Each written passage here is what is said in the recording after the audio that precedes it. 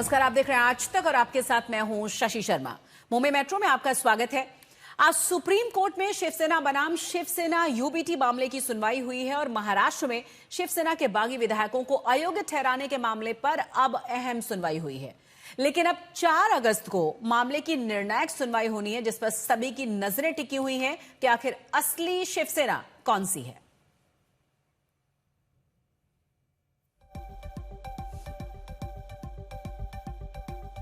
आगे विधायकों को और सांसदों को अयोग्य घोषित करने के मामले को लेकर सुप्रीम कोर्ट में सुनवाई हुई।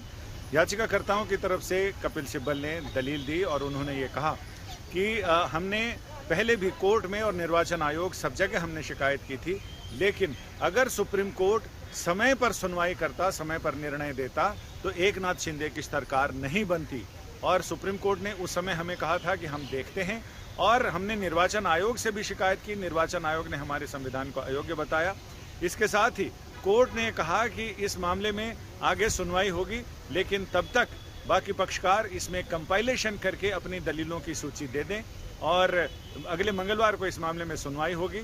सुप्रीम कोर्ट ने ये साफ कहा, जिसमें चीफ जस्टिस की अगुवाई वाली पीठ में इस मामले में सुनवाई हुई और कपिल सिब्बल ने लगातार ये अपनी दलील दी और उनका ये कहना था कि जिस तरह से अदालत में और निर्वाचन आयोग में हुआ है, उन्होंने सारी अपने इतिहास बताते हुए शिवसेना का बताया कि इसके गठन के बाद और 2012 में बाला साहब ठाकरे, जो इसके संस्थापक भी थे और संस्थापक अध्यक्ष थे, उनके निधन के बाद उद्धव ठाकरे को अध्यक्ष बनाया गया और उद्धव ठाकरे ने फिर अपने कार्यकाल में 40 से ज़्यादा चुनाव लड़े हैं। 2018 में जब जीत दर्ज की गई, उसके बाद 2019 में एकनाथ शिंदे, जो बाद में मुख्यमंत्री बने बागी होकर, वो भी मंत्री थे।